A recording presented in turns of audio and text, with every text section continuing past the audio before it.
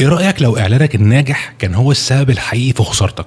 الكل بيفرح بأقل تكلفة للإعلان، تيجي تشغل إعلان ليدز وفجأة تلاقي الليد $0.50، فتبدأ ترفع الميزانية وتقول الله ده إعلان كسبان وتكون مبسوط جدا. لكن تيجي تبص على اللي بيحصل بعد كده، اعمل زوم اوت وبص، تلاقي الناس مش بترد، محدش بيحضر مكالماتك، او اللي بيدخل المكالمة يقولك هفكر وارجع لك. والليد اللي كلفك $0.50 هو في الحقيقة كلفك $500 في وقت ومجهود ضايع.